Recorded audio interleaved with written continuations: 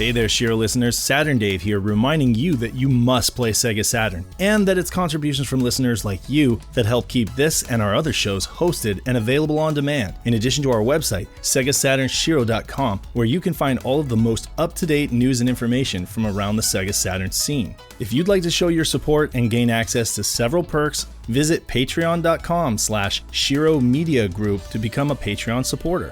If a monthly donation isn't possible, no worries. We still value your support in liking and sharing our content on social media and joining our Discord community to become a part of the Saturn conversation. Thank you for being a loyal listener and a part of this great community. And as always,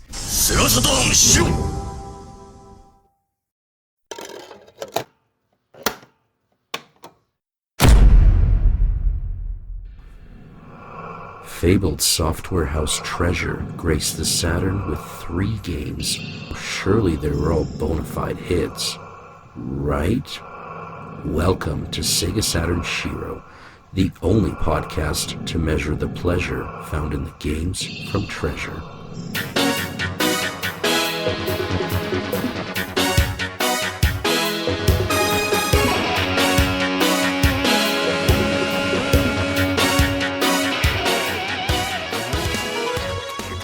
Hello folks, and welcome to another episode of the SEGA Saturn SHIRO podcast.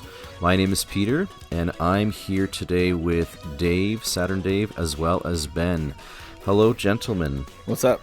Good morning. Hey, how's it going? So we've got an amazing cast lined up for you guys today, but before we dive into our main topic, let's do what we always do and just talk a little bit about personal updates. And I think I'm going to pick on you first today, Ben. What have you been up to since the last time we recorded? Oh, man. So I've been working on my game room a little bit more, just kind of sprucing it up, updating the wall of collection, and been playing a lot of, I just started GTFO with a friend of mine. That's this 4-player game on the PC that it's like a squad-based sneaking around and collecting certain items, and you're trying to escape. It kind of plays along in the same vein as Dead by Daylight. That's the game. And so it's a lot of fun to do. We've been just started on that one. It's a lot of fun. Another one that I've been playing a lot of was Tears of the Kingdom, the new one. And that is a very long game. We've been put a lot of hours in that. And so we've been having a lot of fun there. Is it similar to Breath of the Wild? Like I do have Breath of the Wild, but I haven't had a chance to play it yet. I mean, is it like a continuation or? Absolutely. So you don't have to play Breath of the Wild to get into this game. If you wanted to jump directly into Tears of the Kingdom, it's totally fine. But that being said, it takes place in the same world. Okay, so you got Hyrule on the surface and everything. But what it ends up doing for Tears of the Kingdom, you now have the depths, which is under Hyrule, and you also have the sky area, which is above Hyrule. Mm-hmm. And these are 2 areas that you weren't able to access in the first game. And so now you have all of these changes that have happened to the land and the area, and you'll see things if you had played the first game that you'll be like, oh, I recognize this is where I did that fight and all this, but so that is the big difference of playing the first game first, the Breath of the Wild, and then go into Tears of the Kingdom. But it is absolutely not required. You can jump into either one and be perfectly content. I definitely recommend that you play Breath of the Wild, though. There's a site that you can use. I think it's called zeldadungeon.net. Mm-hmm. I might be wrong about that, but I believe that's what it is. And it has like maps to every Zelda game, and that might be, I realize you're limited on time, because that's always the issue is time is just the great enemy. If we only had a wormhole that we could step into and just, be detached from time, we could just sit there and play video games all day, right?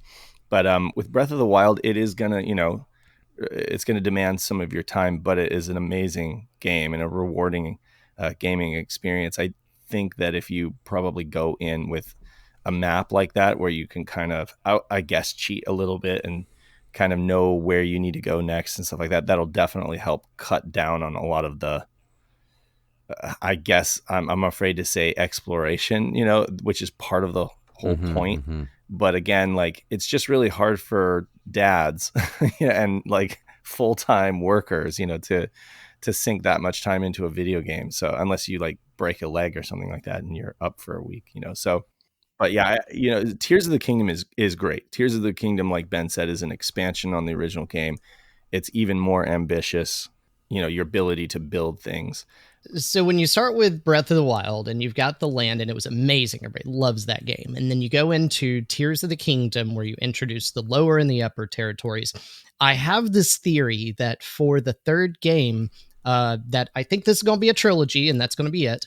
But I bet you in this third game, you're going to be able to travel forward and backwards through time in Hyrule. I bet you that's what they're going to do. That's an interesting, it could be. They really love to do that kind of stuff where they have like a light and dark dynamic or, up and down, forwards and backwards in time. With Twilight Princess, you got to go back and forth between the Twilight Realm and then, with the Link Between Worlds, you go, into like the wall and into this other dimension. So I wouldn't be surprised, Ben, if they do that. Absolutely. You heard it here, folks.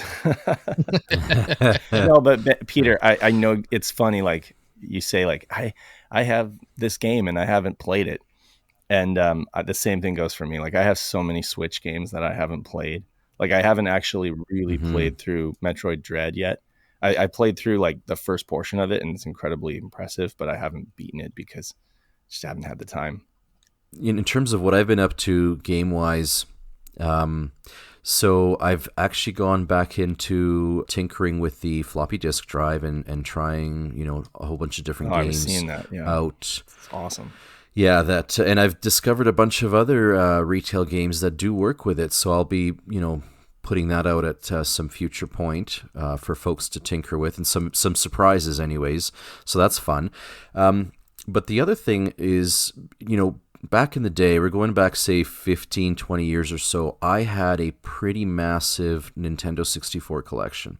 Sold it all a long time ago, no regrets. It was the right thing to do for me at the time. But the one thing that I did keep out of that entire collection is just simply a console and obviously all the hookups and everything and a controller. Right. I wondered what it would be like to sort of get back into Nintendo 64, and prices being what they are, I figured the most economic way to do that would be through an EverDrive. So I got myself an EverDrive and I loaded it up with the games that I have fond memories of and whatever.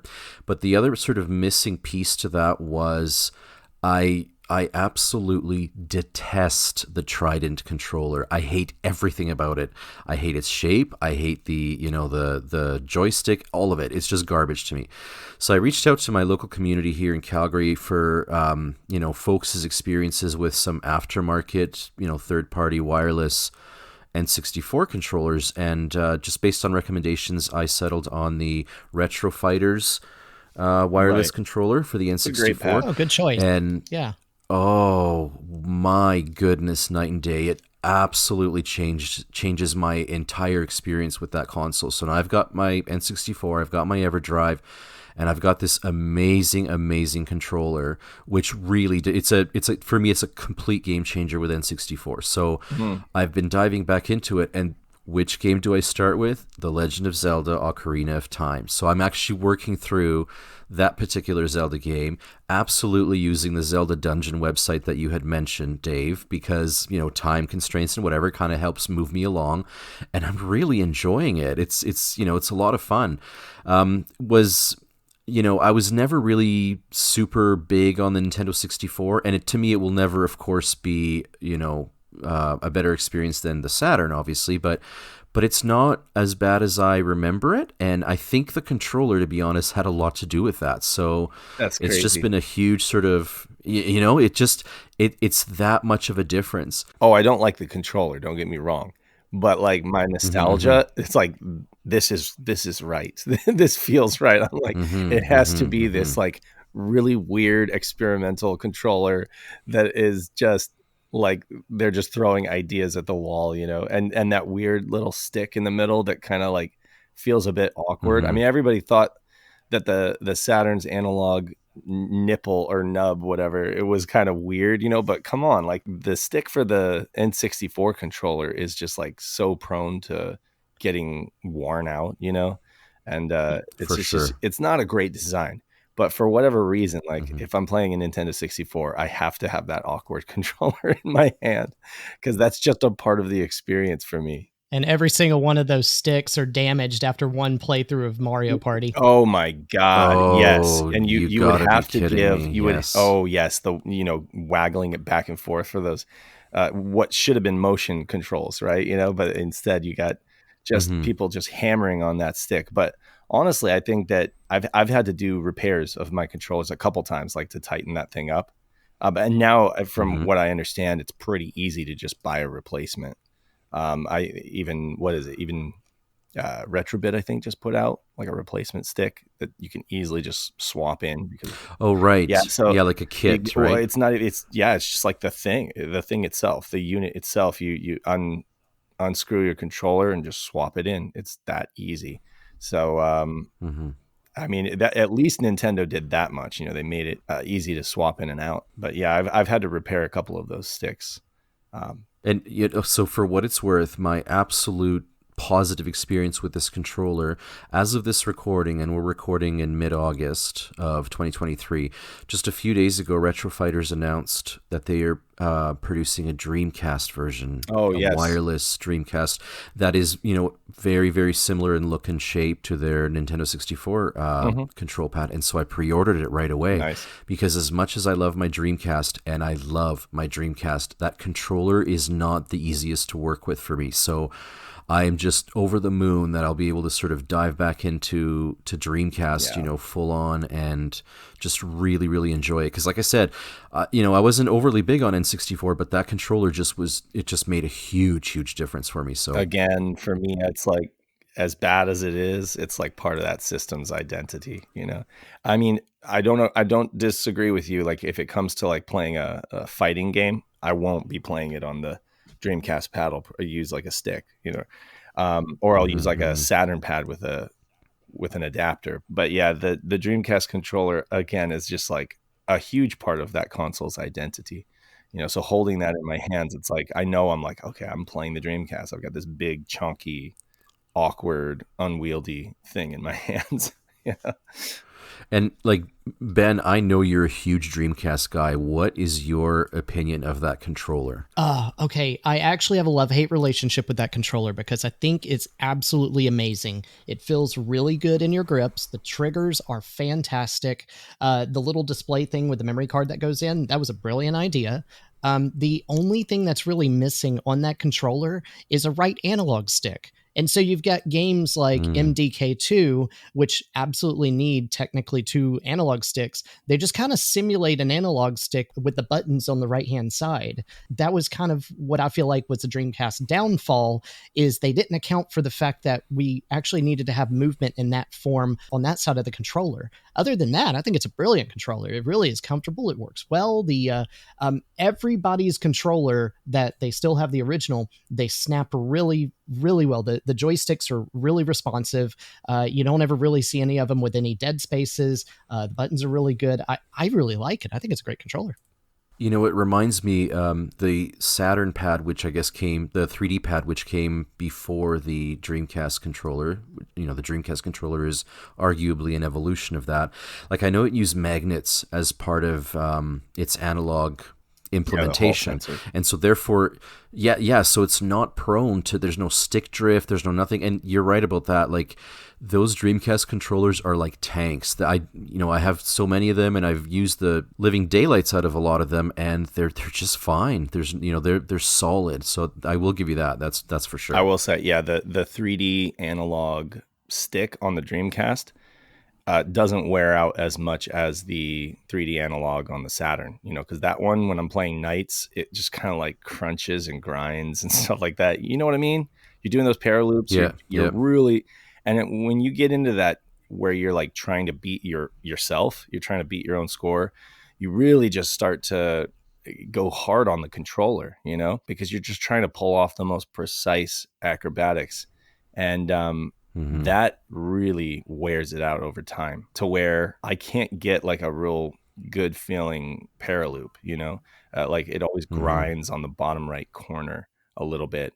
I'm not exactly sure how to fix that on mine, but that doesn't happen on the Dreamcast one because they kind of improved that design. Mm-hmm. Mm-hmm. Man, we're gonna eat up most of our time talking about. Yeah, what we should. You're right. We should move on. What have you been up to, my friend?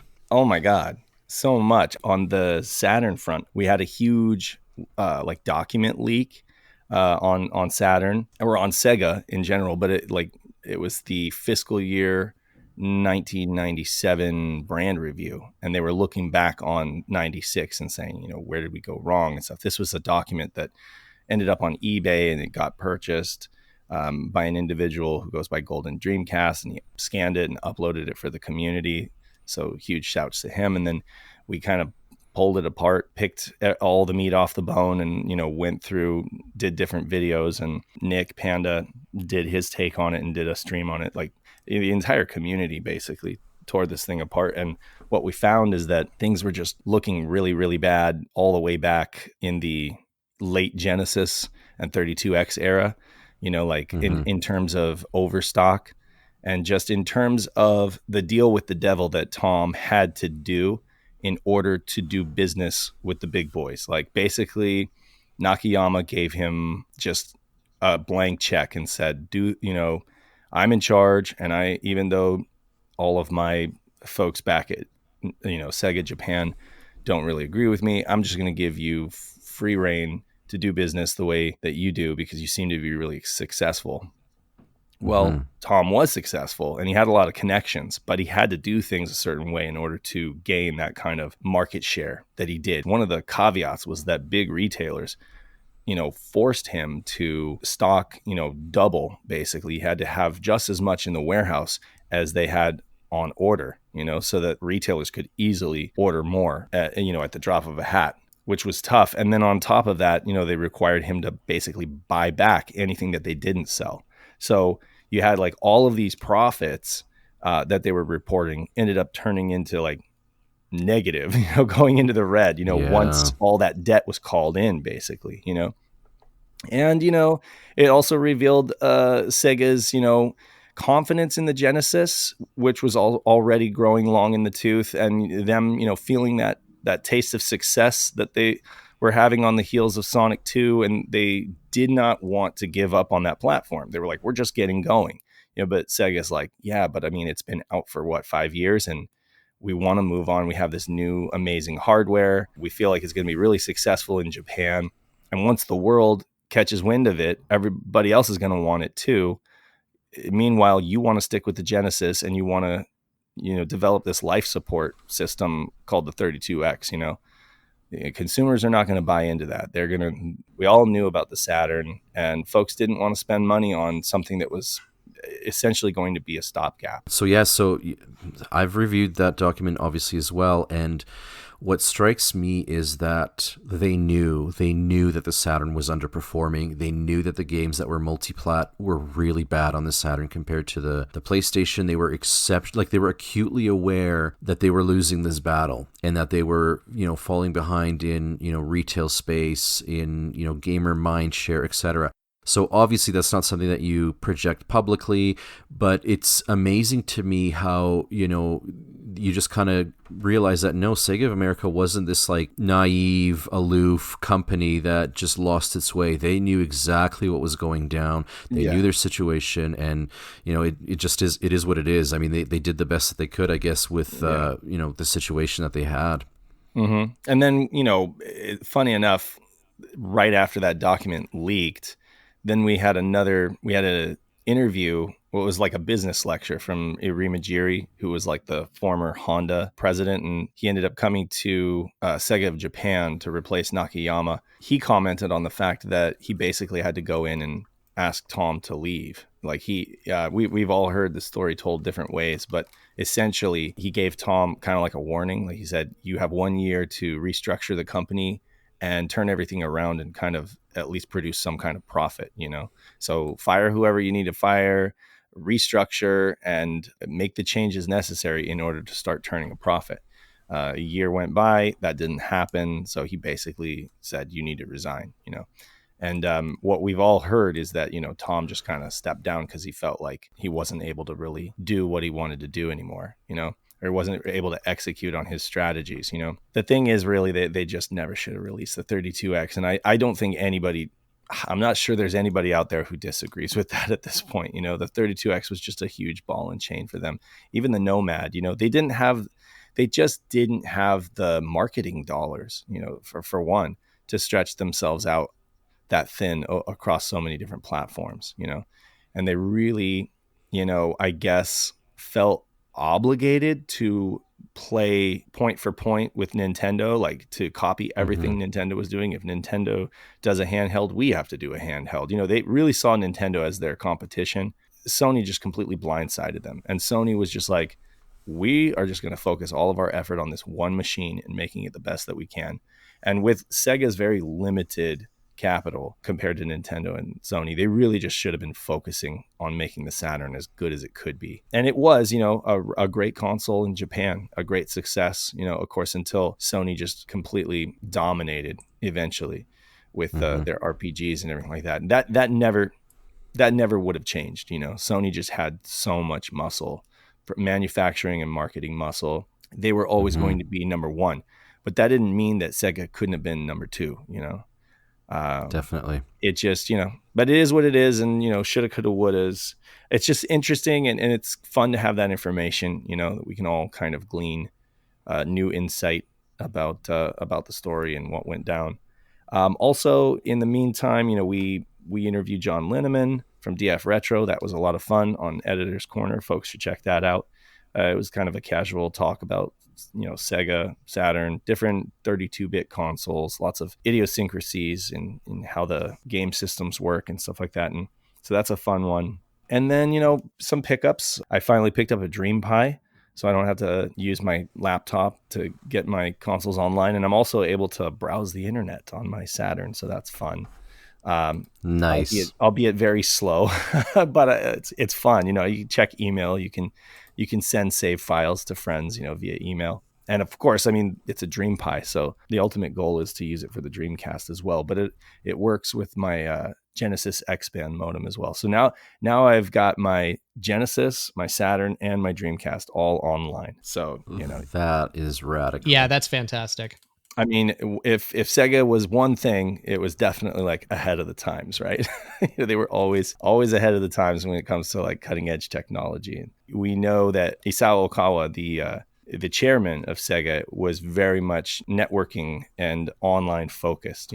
That was his dream with CSK. He wanted the company to really focus on network and communications. So that's why there was such a push to get those consoles online from an early point.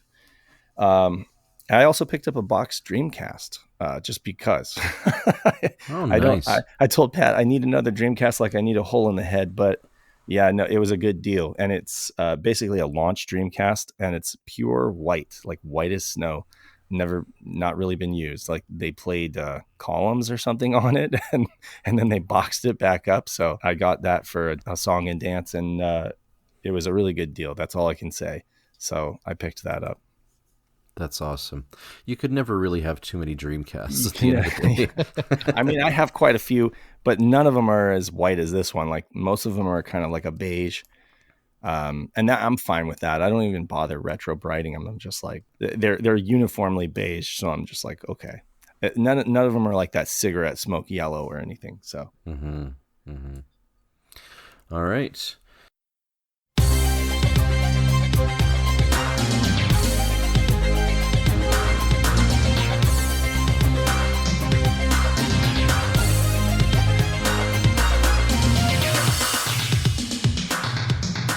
Okay, so let's move on to the main topic of our cast, and today we want to talk about Treasure Games. So Treasure, very prolific software company in Japan, based in Japan, and they released throughout their history what I would consider to be like more hardcore gamers type games, and they blessed the Saturn with 3 releases. And essentially, we saw Guardian Heroes come out in 1996. It was early 96 in Japan and about mid 96 everywhere else.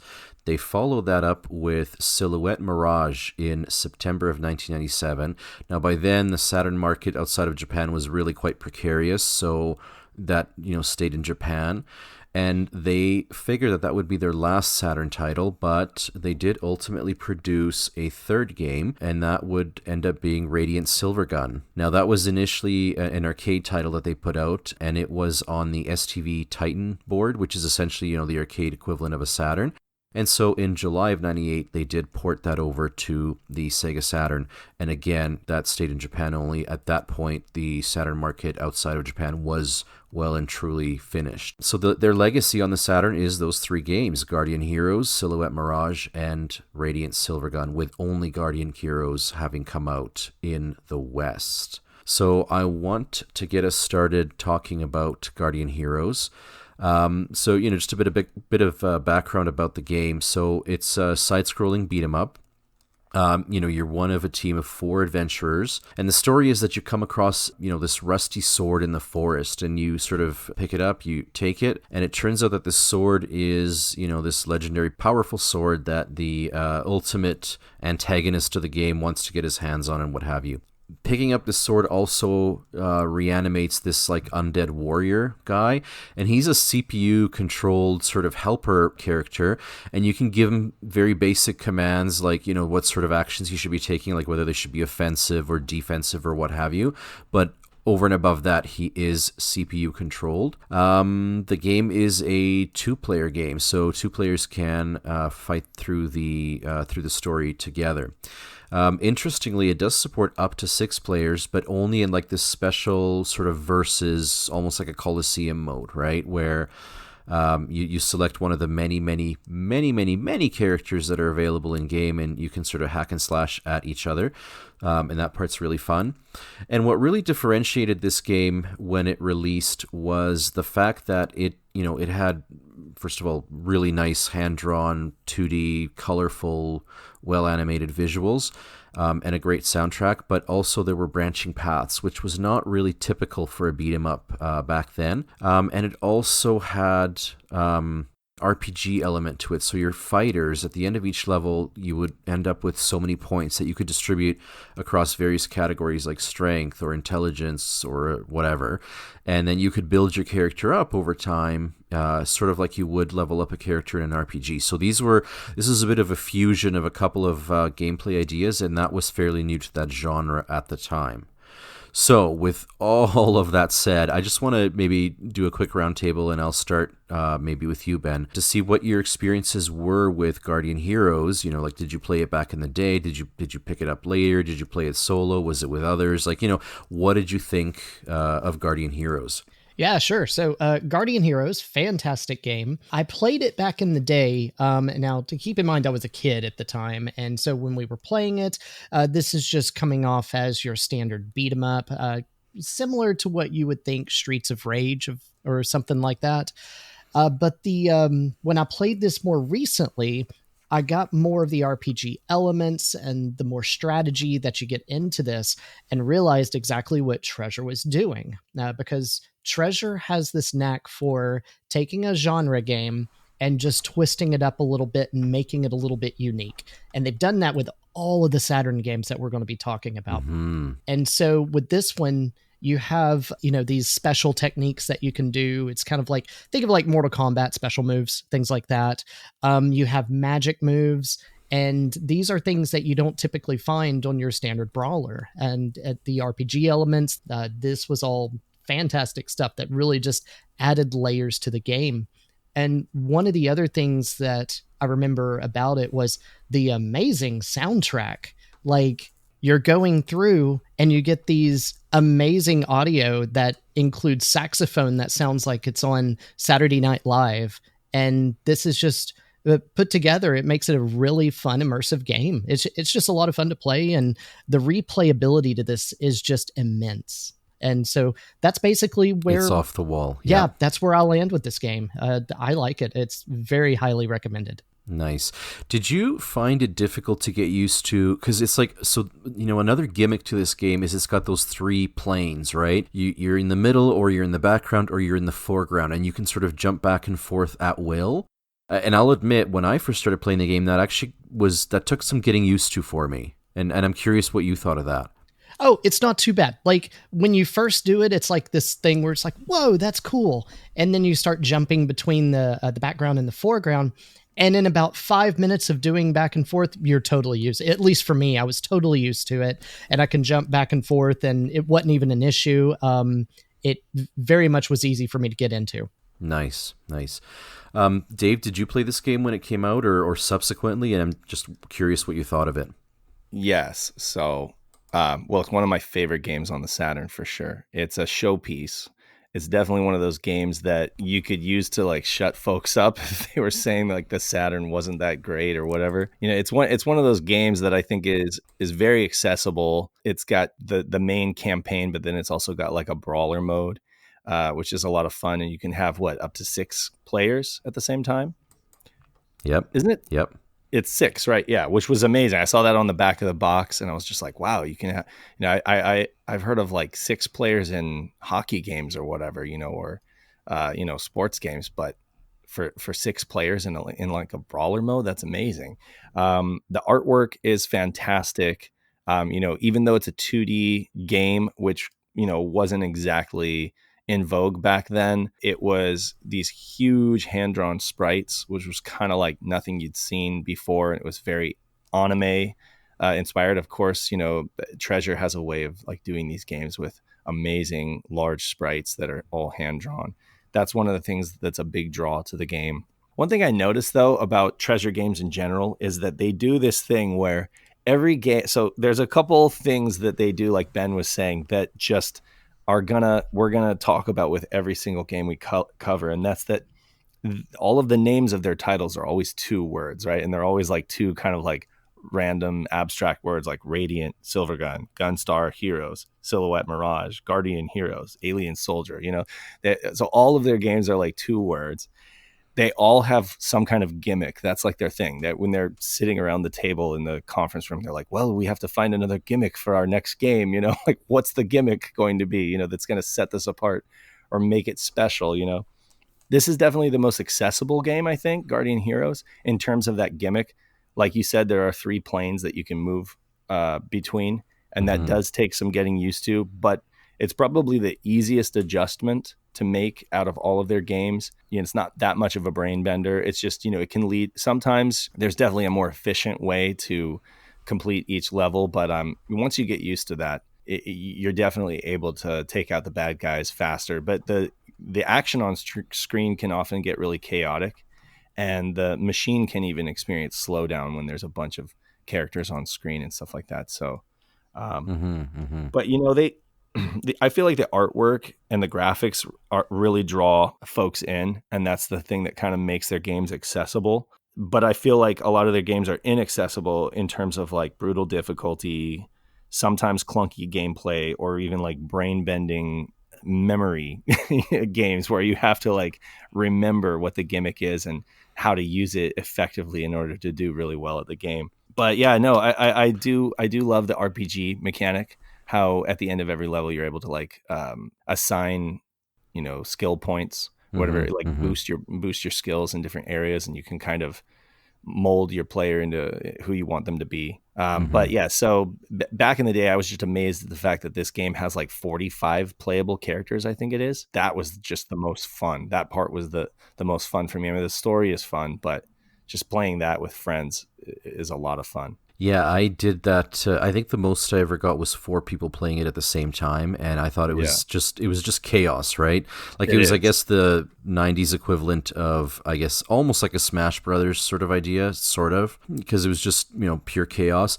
I do remember being disappointed that you couldn't do more than 2 players in the campaign mode. I sort of hoped that you could at least get 3 or whatever, but, it is what it is. I think that we definitely got our money's worth, and yeah, it was a showpiece in the sense that this was a time where 2D was really kind of on the outs. Everybody wanted everything to be 3D and pre-rendered, and this was exactly not that, right? And yet it was still this fun game. I remember it was reviewed well. People looked on it favorably, etc. Like it did take advantage of the Saturn hardware to a good extent. You did see some transparencies in the game and all that kind of stuff. Speaking of, everybody wanted 3D and everybody wanted pre-rendered. This is one of, like, I would say my top 5 examples of the US box art being terrible. I maybe this is just a me thing. I don't know. Like, I just... It is.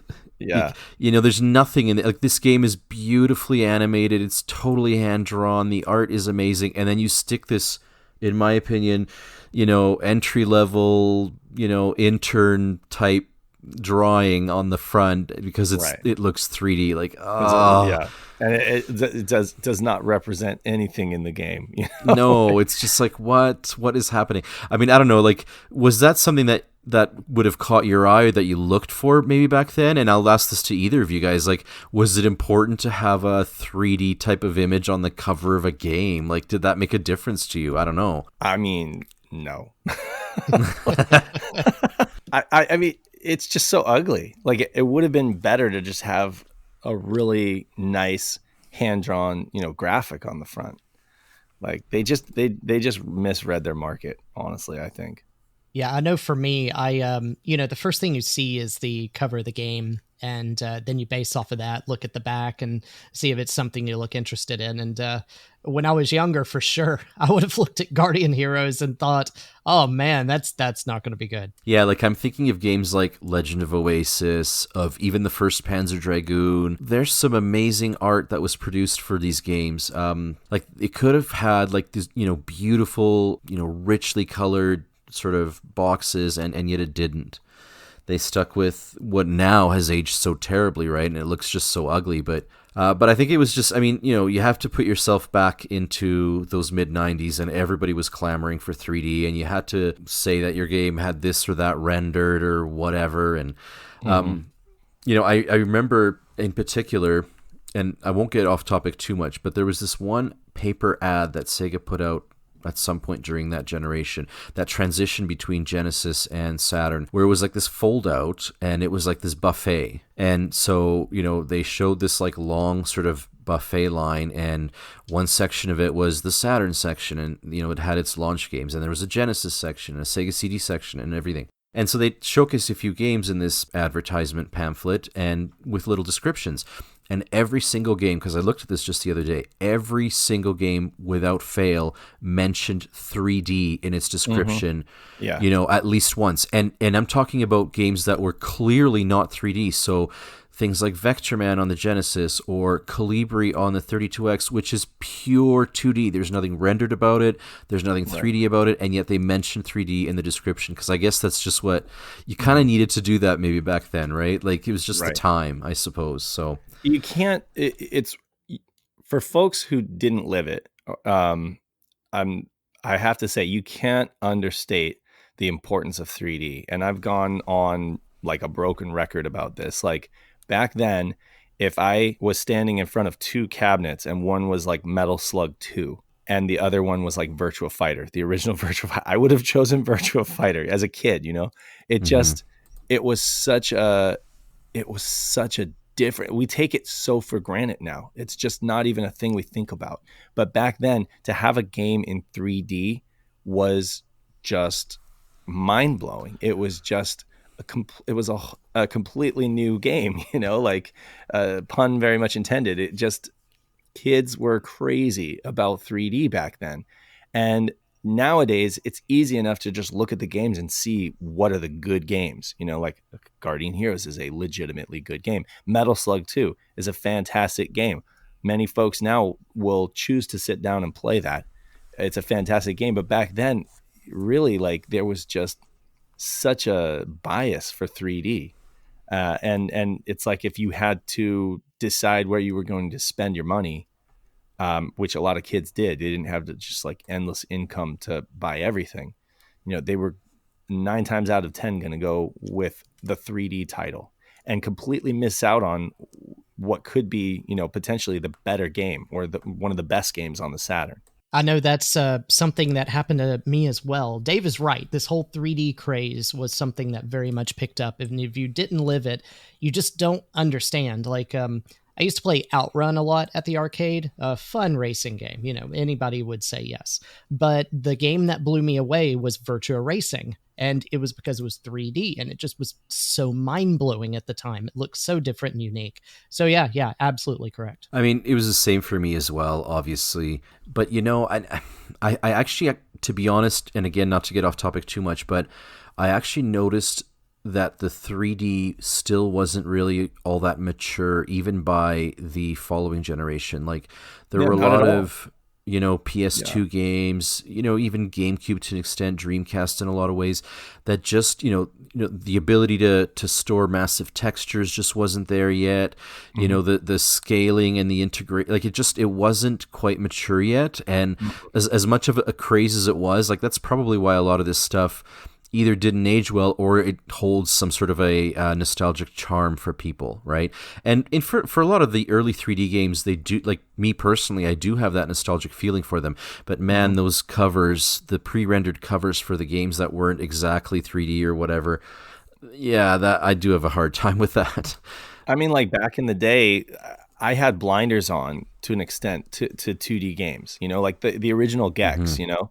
Like the cover, you'd see it everywhere. It was a highly promoted game. So you'd see it. But then when I would look at the back, I would be like, okay, it's 2D. I'm not really interested. You know, then I took notice of Gex. I really took notice of the Gex series with Enter the Gecko, you know, and I played it on PlayStation and it was a fun enough collectathon. But the first game is actually the better game. You know, now that I've gone back, you know, I've gone back over subsequent years, you know, and played it and realized and acknowledged that the first game is really, that's really the game to play, you know. And no, it's not the best earth-shattering platformer out there, but it's a good, competent 2D platformer. But back in the day, it's just like the fact that it was 2D, I was just like not really going to pay it any attention. It was like I would only start to notice things if they were in 3D. And I, you know, like I say, it's hard to understand why anybody would do that. But all I can say is that kids back then, it's like all we had known forever was just 2D gameplay. And once games went 3D, it was just like, well, what's the point of playing anything in 2D when you can play it in 3D? You know, as stupid as that sounds, it's not something you could take for granted back then. Now you totally can. And I think it's wonderful that games come out now, both in 2D and 3D, and it completely doesn't matter. It's just like whatever serves the game, you know, and that kids grow up nowadays not loving or hating one or the other, you know, that they accept that games exist with all different kinds of graphics and, you know, you can enjoy everything. So to bring this back to Guardian Heroes. But no, I mean, it's a good discussion because these are all things that sort of influenced, you know, how the game was received, how many people bought it at the time, etc. Because it's one of those games. Definitive game. It really is one of the definitive 2D titles on the Saturn. It's what shows you how great Saturn could be as a 2D console and what it was able to do. It's like you said in your letter in the magazine, it's the pinnacle of 2D, you know, and it's not really been topped, you know, maybe performance has gotten better with 2D games, but I would argue that a lot of them kind of almost dip too far into like the flash game looking thing, you know, where this really was like the pinnacle of like hand-drawn 2D gameplay. And what we've benefited over the years is maybe better performance where everything runs a little smoother. Like it's going to run smoother on the 360, Xbox 360, which is the only other console it's come to. Yes. Sorry, I didn't mean to cut you off, Peter. Where were you going with that? No, this was, I mean, you know, good discussion. And I was just going to add that it's a wonderful game. It's an example of, you know, like you were saying, what the Saturn could do. It you know, and with Treasure producing, again, in my opinion, mostly games for like more hardcore like these are not casual games, these games that we're talking about today. To really get the most out of them, you do have to invest some time. You've got to learn the moves and the game system and the, you know, the rules of the game that you're playing within. But it is also, you know, quite accessible. Like you could just, you know, invite a friend over, sit down and have a session, and, you know, neither of you having picked the game up before, you could still have a good time. It isn't that difficult, or it doesn't have a learning curve, I guess I should say, that is so steep that you know, in a time crunch world, you're not going to be able to get any enjoyment out of it. And that is, to me right now, today, and I guess in my sort of phase of life, it's a plus for the game to be able to just pick it up and play it, at any time. And it's nice that they give you modes so that you can enjoy the game differently. You can enjoy different sides of the game, and you can approach it. Some folks might spend all of their time on the brawl mode, and that just might be Guardian Heroes to them, because that's their experience, But yeah, you're right. I mean, Treasure made games for hardcore gamers. The appeal to your average Joe gamer is definitely going to be in like the artwork and the vibe, there's a lot of craftsmanship that goes into these games. And so it's undeniable that they're a visual treat. And so I do feel like all of their games kind of pull you in from like an audio visual standpoint. But then once you really get into it, you realize that they quickly separate the men from the boys, so to speak, in terms of the fact that if you want to get good at the games, you have to master the gimmick basically. And you have to figure out what they want you to do and learn to play the game the way they want you to play it. So this game has obviously branching paths, multiple endings, whatever. Have either of you guys finished the game? Like, have you, with intention, I guess, gone back to see all that there is to see, or like, was it more of an organic approach to the game? Like, how do you play this game, Ben? I'll start with you. All right, so I have actually beat the game, but this was a long time ago when I actually finished it all the way through. Subsequent playthroughs, it's been more fun for me to actually have a multiplayer, and so I've had a 2-player on the game most of the time when I've been playing it later. Because I just find it more fun that way. And so when I've got 2 players, it seems like we end up not finishing the game, but it's not that we weren't having fun. We just basically timed out, hey, we've got other things we got to do. So that's basically been what has happened when I've been playing this game lately. I don't really feel like I've beaten any of these games. Radiant Silvergun, I don't really count because yes, I've beaten it, but cheating, like I really have had to use multiple continues to beat Radiant Silvergun, so I don't really consider that beating the game, but I finished it. Okay, so like I finished Radiant Silvergun, but neither Guardian Heroes or Silhouette Mirage have I beaten or gotten to see the end. And I realize that's kind of, maybe my I just lost my gamer card just got revoked, but the fact is, like Ben, I've really focused more on like the multiplayer. Because I just think it's amazing that you've got like 45 different characters and they all have like different little things that they can do. And I realize Randy's one of the main characters, but that's like one of my go-tos. That or Jinjuru. But there's so many others, to choose from. And so the main campaign, I admit I never finished it, but I got about 3/4 of the way through, I would say. Did you make it to the graveyard? Yes. Okay, fantastic stage. I had to make sure you had gotten at least absolutely. that far. Oh, absolutely. Got quite a bit farther than that. And I did, fill out my karma gauge quite a bit and everything like that. It's one of those games, honestly, that, if I look at my shelf, I have a ton of games that I feel like I just need to retire so I can like sit down and go back through all of these and play through them. And honestly, that's one of the things where I just marvel at Peter's ability to like sit down and play through a game like Congo and get all the way to the end, or Tomb Raider on Saturn for that matter. I'm just like, how do you punish yourself to do that? Maybe punish is a hard word, but like, how do you discipline yourself to do that? Because I just can't find the time. Like it was easier for me to beat Breath of the Wild, as funny as that sounds, than it would be for me to beat Congo.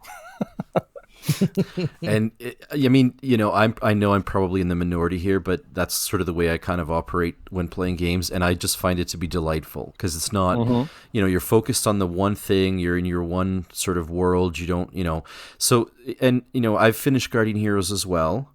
And everyone's got favorite stages and whatever, but I cannot say that I've seen everything there is to see in the game. I haven't invested that amount of time into it because, of course, with the branching paths, there are ultimately levels that are easier to get to and see, and some that you really have to pick certain very specific paths, and they're less likely to show up, and there are multiple endings. There's different bosses and all that kind of stuff. So I know that I haven't seen all that there is to see in this game. But yeah, it's definitely a game that if you sit down and play it and like it, you're going to have to make a choice. And that choice is simply, am I going to keep enjoying it on a casual basis, which is fine, or do I really want to kind of dive into it, whether alone, solo, or with a buddy or a couple of friends or whatever, and really kind of sink your teeth into it? Because it's definitely a game that, while it appeals and is perfectly playable by your casual gamer, there's a lot to see and to do there to get the full, experience. So yeah.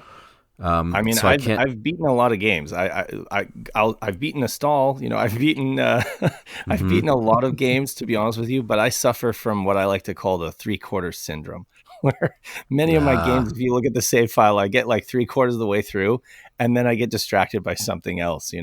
And like with the Saturn, I didn't beat Guardian Heroes back in the day, and then when I picked up a long box of it and I started playing it again, it was at the same time that I was just acquiring a bunch of Saturn games, and like getting back into. So it's like something new would come in the mail, and I'd be like, "Oh, I want to play that too," And so I have like ADD for, actually like sitting down and making my way through these games completely.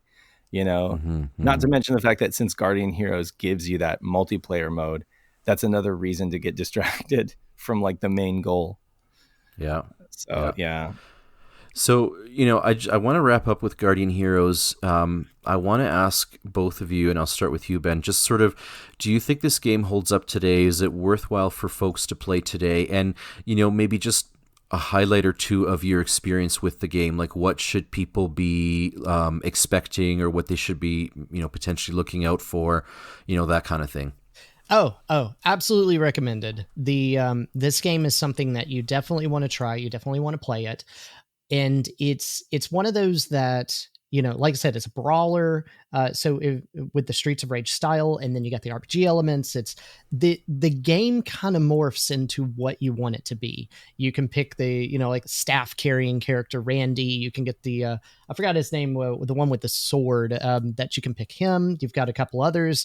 So you've got the game can play in the way that you want to play it. And it's something that I think everybody that likes this type of game, or even somebody who likes, say, an RPG element type game, is going to get something out of, because the amount of quality and the amount of stuff you can do here is pretty immense. I've beaten the game, but I've definitely not taken every single path. So there's easily a lot of different ways you can go with this. There's multiple endings. And I think just the amount of stuff to do in it is the thing that the players that we are trying to recommend this to should just try out and see what they like for themselves.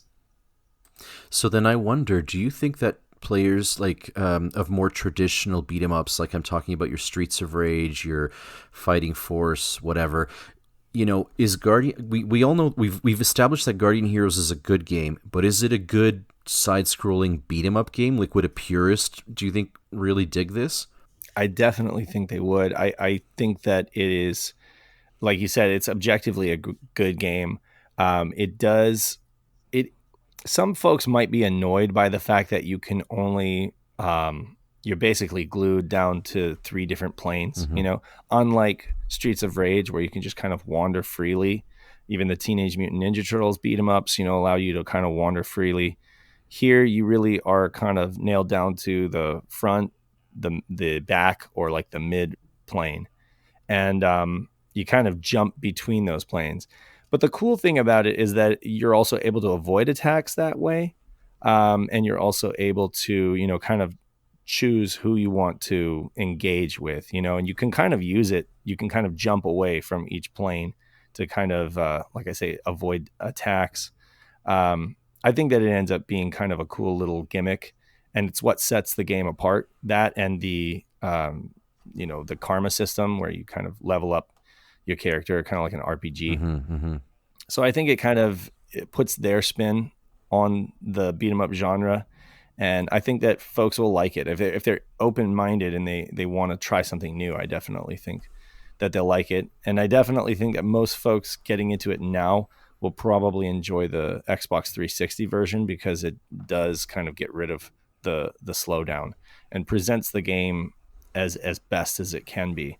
And that might be sacrilege to say because I'm a Saturn fan, but the Saturn game does have a fair bit of slowdown, especially when there's a lot going on the screen. So that might be a turnoff to somebody just coming into it. So, but then again, I think it's kind of crazy that this hasn't come out on Steam or anything, or like PC or anything, because it's pretty much still exclusive to Saturn and Xbox 360 arcade. Yeah, and just to round out opinions of Guardian Heroes, I mean, it's obviously a great game. That there's no, denying that. But it's also like it's a treasure game at the end of the day. So you have to go in expecting it to play like a treasure game. It can get frantic. There could be a lot going on the screen. If you want to see the whole game, you do have to dedicate some time into it. But it is a blast, and it just. This is peak 2D, this is peak Saturn. It's a great, great experience.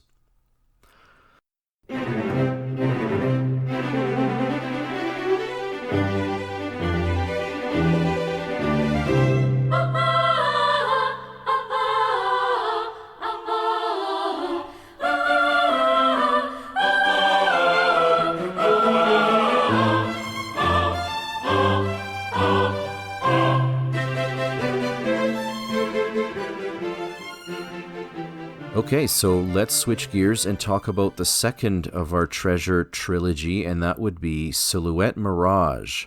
So this title released in September of 1997. It stayed in Japan only on the Saturn, but this was also a bit of a transition time in the industry, and at that time, Treasure, who had been producing games exclusively for Sega consoles, at that time they divested a little bit, and they began to develop for PlayStation and Nintendo 64. Silhouette Mirage did ultimately end up on the PlayStation as well. But who cares? Because we're here to talk about the Saturn games. So the story is that there's some sort of like a computer disaster, think of it as an AI disaster, and it sort of morphs the population of the world into either silhouettes or mirages. And the heroine, the character that you play, Shina, she has attributes of both. So she could be a silhouette or a mirage depending on which way she faces. So faces left or right. So it's a 2D game, right? And so, her mission, in the story of the game is to undo all the damage caused by this computer, malfunction, and to repair that computer. And to do that, she's got to go through, multiple levels and, fight and defeat enemies that are either silhouettes or mirages. And so here's the gimmick we talked about, how Treasure always has a gimmick in their game. You have to either face left or right, and you have to obviously strategically place yourself in position on the screen to be able to fight and to shoot either silhouettes or mirages. So, just to start off a little bit, out of the three games that we're talking about today, this is the one that I have the least experience with. I never owned or played through the PlayStation version, and I have played through the Saturn version, but I haven't finished the game.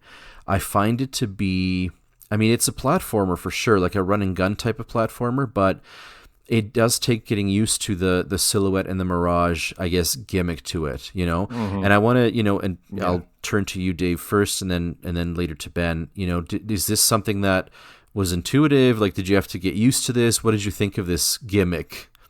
No, you're right.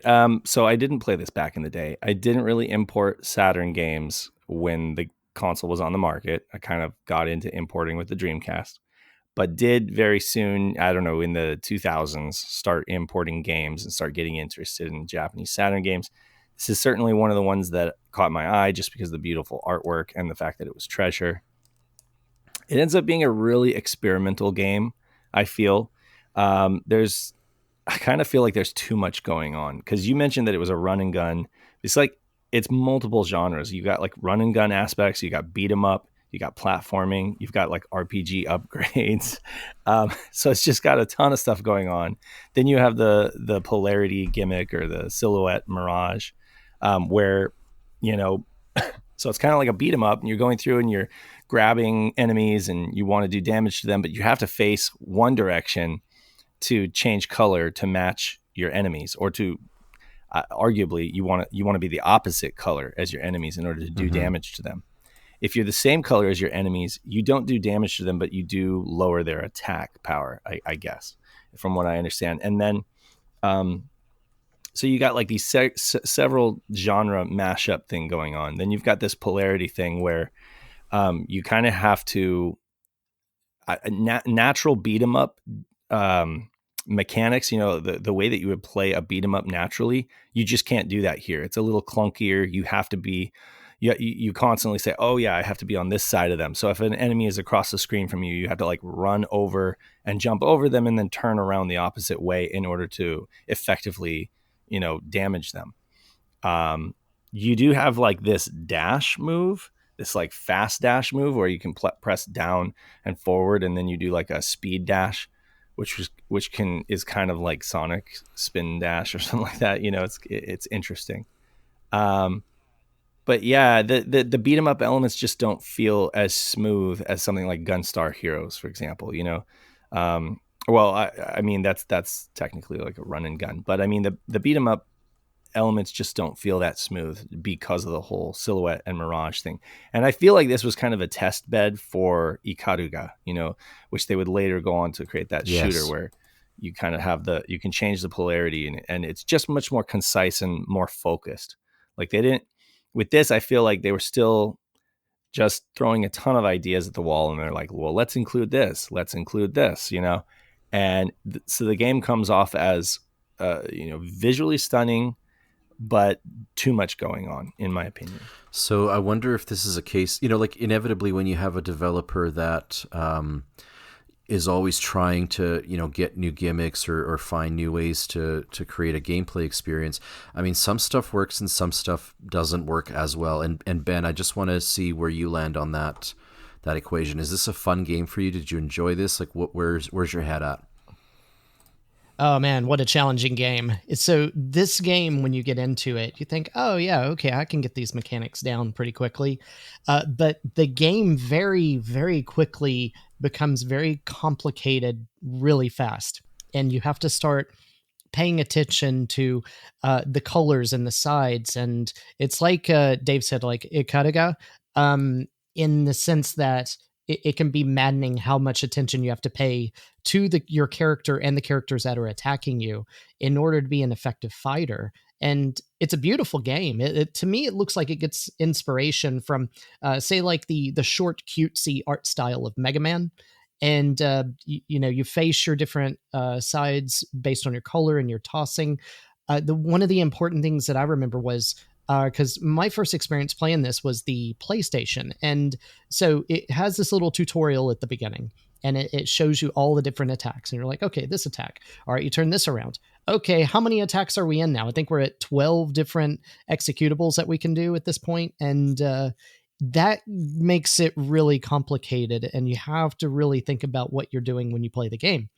I don't think that makes that less fun. It's a very, very unique game. I've never even played anything that's quite like this, as far as like I would say, a platformer. All of this like polarity stuff that they've done with shoot 'em ups and Gunstar Heroes, things like that. But it's just a little unique on this game. And so it makes this one kind of a one of a kind. Now, I haven't finished this one. I've gotten through a good portion of it, but I just get to a point where I just get a little frustrated, can't get a little further. I know that I could if I put some time into it and focus. But this is one of those games that I just haven't gotten back to yet, just because there's so much other stuff on my game to-do list. But it's a fun game, and they definitely tried something. I don't think they failed, but they definitely did something really unique and definitely a little difficult too. I would say that the three of us on the cast today are more on the hardcore side of gaming than casual, for sure, and yet, and I'll echo the two of you, I find this game to be a little bit much. So, like games always border, a fun ratio with, essentially work. Like you need to put work in, you need to acquire some skills or whatever to get through a video game.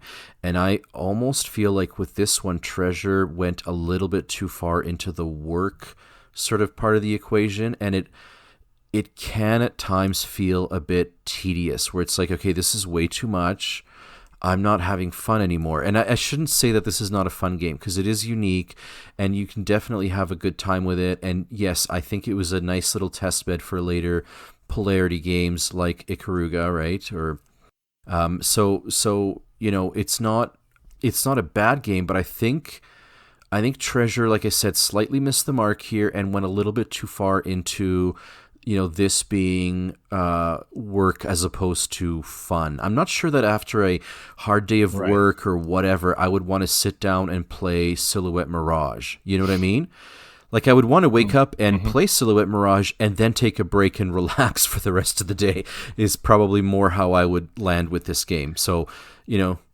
I mean, that's Treasure games, though. I mean, Treasure games are kind of, they tend to be brutal, you know, like they're demanding games. They're not for the faint of heart. And they always try to like force this brain exercise on the player, you know, like this is what you're going to have to exercise your brain and get used to this. Oh yeah. To the point where you can do it second nature. And it's just, I think it's high concept. Again, like there's two sides to every coin kind of thing, you know, and I do like the idea of flipping or switching sides to control that polarity mechanic. So the concept is great, right? But in reality, in practice, it would have just been better if, for example, you use the A button to attack red enemies and the B button to attack blue enemies, right? You know, you like if you had like two different buttons that would, when you use that button to attack, it changes your color. And but that would have been more simple, and that's just not Treasure. They're just like, no, we want to make it really obtuse. We want to make it, you know, incredibly challenging. So it's like a brain exercise, I feel like. And all of their games are like that to a degree, but some you can get around better than others, you know. And I feel like they got better, you know, like again, we're going to talk about this again with Radiant Silvergun, because they did it again with that. But every time they release a game, they got a little bit better and they got a little bit more focused. I think that with something like Ikaruga, it's simple enough. It really, they boiled it down to the essence of, okay, we want to do this polarity thing, but we need to make it manageable for folks. And I feel like that came off better. You know, it just, I really enjoy that game, and I can sink hours into playing it, as hard as it can be, you know, because it's easy enough to come to grips with, and then it's just a matter of mastering it. But with some of these earlier games, like you said, I think they just reached a little too far. And with this game, definitely, it's such a genre mashup. I don't think people realize how many different genre elements they're trying to cram into a single game. And in this case, I don't really think that all the flavors match or suit one another. So, you know, Guardian Heroes, as complex as it could get, was still accessible to the casual player, right? And I feel that that's not necessarily the case with Silhouette Mirage. Would you agree with that, Dave? Yeah, because everything feels just a little off. If everything feels a little clunky, the level design, you know, like the actual verticality, the maps and stuff like that, are not as flowing and well laid out as like a Sonic game. The beat 'em up, it just, you constantly get caught up on the whole Silhouette Mirage mechanic, you know, that you can't really get into a flow, beating up the enemies and taking them out. You constantly are tripping up on that fact that you need to be on the other side of them, you know. So there's just something about the game that feels a bit clunky and not fully realized. And that's where, you know, it's like tripping on your shoelace, you know, it just doesn't, you never really get into like a flow, where you can totally do that with a Mario, you know, Super Mario Brothers or Sonic or Streets of Rage. You can get into a flow. A lot of these different games, just, you can reach this Zen mode, you know what I mean? As a gamer, where you just, everything clicks and it just feels right. This game, it's constant brain discipline. It's like, it's constant, you know, I don't know, Ben, help me find the words. You jump from one section to the next, you get an onslaught of the Mirage and the Silhouettes, and you just have to keep back and forth. It's just a brain drain is really what it is. Yeah. It's a tiring game to play. I'll say this though, when the Saturn game released, it really got some solid review scores. So, but I'm also reminded of when Tomb Raider 2 came out. So bear with me, this is going somewhere. There was so much hype built up for Tomb Raider 2. It was going to be like the next coming of, video game Jesus or whatever. So, and then when it released, of course it got glowing reviews. Everybody said, oh, it's such a great game and whatever. And in retrospect, I don't actually think it's that strong of a title as a follow-up to the first Tomb Raider, right? So I wonder how much of this was, oh, this is another game from Treasure. Well, these don't come along very often. And yep, they're trying new things. Yeah, this is good. So we got great review. You know what I mean? Because when the subsequent PlayStation version came out, the reviews were actually a little bit on the lower side compared to what you would expect. So I wonder how much of the positive reviews of the time were just folks getting caught up in the fact that it was another Treasure game. Yes, it featured new sort of gimmicks and mechanics, but that maybe it didn't gel quite as well as it could or should have. I mean, I don't know. It did not come out in the West on the Saturn, so there's only the import version to deal with. But I just it's like taking the best ingredients in the world, but just not really baking your meal, quite enough. There's something off here. But that said, I don't want, because we're all coming off relatively negative here, but there's definitely some positives to this game. This is not a complete dumpster fire by any means. So, I thought visually, again, very, very stunning. And, kudos to Treasure for trying something new. I mean, yes, potentially if they had maybe limited the scope of the game a little bit more, made it more focused, that would have helped it along. But I mean, it's a looker, that's for sure. And if you really want a challenge and something that challenges the way you think about video games and, conventions, this is a great, great title to pop in because it will make you think and relearn, certain patterns that you may have gotten used to in terms of gameplay. So, please, folks, as you're listening to us, this is not, this isn't a dumpster fire by any means. Yeah. We're just trying to be realistic. I mean, it's hard to review something that goes in so many different directions because it's kind of like, how do I rank it based on its merits as a beat 'em up or based on its merits as a run and gun? It's like, it's really hard to pin it down. Obviously it's required reading or required playing for a Treasure game fan. And I mean, I think for most Saturn fans, it's going to be required just because it's a well-performing 2D game. It has really good graphics, cute little characters with their wings on their hat, or with the wing on the hat, it's got some really good music. That's just par for the course for Treasure. They were always really about the audio visual. And then, yes, it tries to do too much. It's a bit too experimental and ambitious. So I think that a lot of folks are going to end up agreeing with us. I think the average gamer will agree with us. But if you are no stranger to Treasure, then you pretty much already know what you're getting into with any of their games, So just come at it like that, just realize that this is going to be one of those more demanding Treasure games that's really going to not just test you as a gamer, but also it's going to kind of put your brain constantly to work. So don't play this if you're wanting like a chill vibe.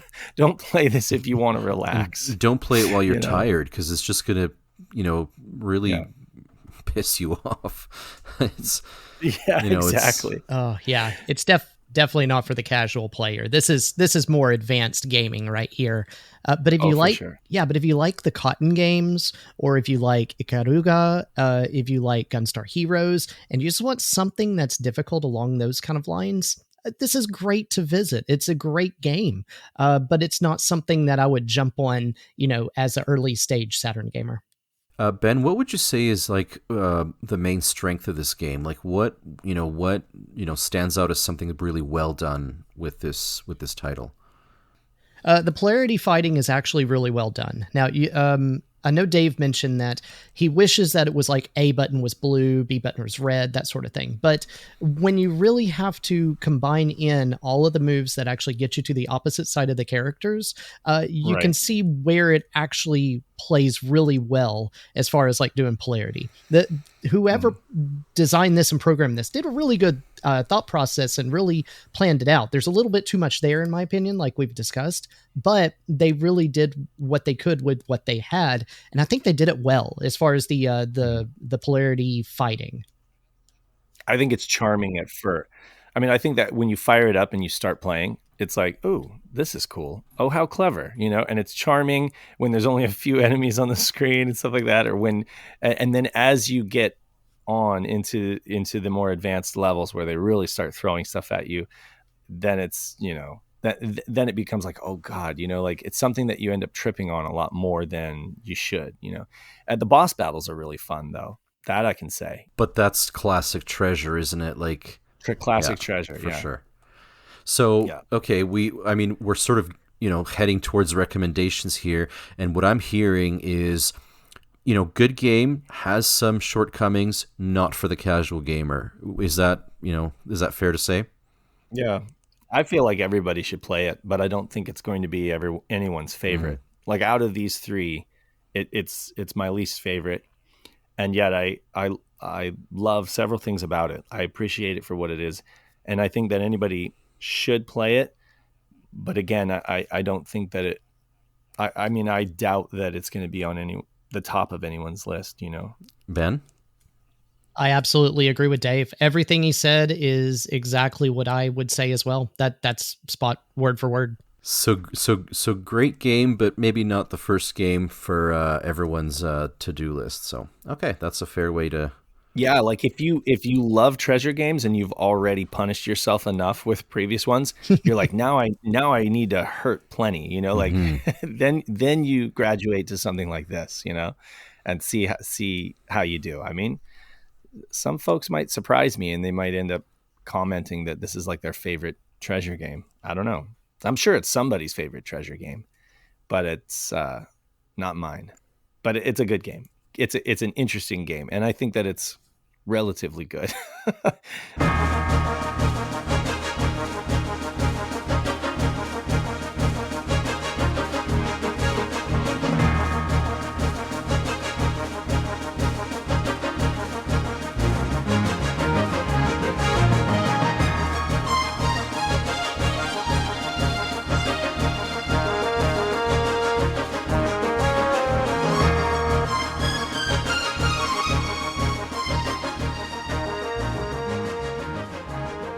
Okay, so let's now hit the last of our treasure trilogy, and of course I'm talking about Radiant Silvergun. After completing Silhouette Mirage, Treasure had made it known that would have been their last Saturn game, that they were going to focus more on PlayStation and Nintendo 64. And although, personally that pains me to read something like that, I can understand it from a financial perspective. But they did go on to produce an arcade game, and the arcade board that they chose was the STV Titan board, which is essentially a Saturn, kitted out with a little bit more RAM, and it uses cartridges rather than the CD-ROM drive. But it is essentially a Saturn. And so that made producing a Saturn version a no-brainer, and that's exactly what they did. And so in July of 1998, the Japanese version of Radiant Silvergun hit the SEGA Saturn. And so a couple of things. First of all, this game for the longest time, like I'm talking for a good solid decade, was really seen as one of the holy grails of Saturn game collecting. Like it was always listed, maybe not amongst the rarest of games, but it was definitely pricey. And it was almost like a status symbol to own Radiant Silvergun. That's certainly faded away over the past, I would say, 5-6 years. But there was a time where Radiant Silvergun was where it's at, So that's number one. And number two is, again, just like with the rest of the treasure games, in this case, you could categorize it as a shmup, but it relies on a whole bunch of, conventions and gimmicks that you don't see in traditional shmups, and it does become this sort of blended genre type of game.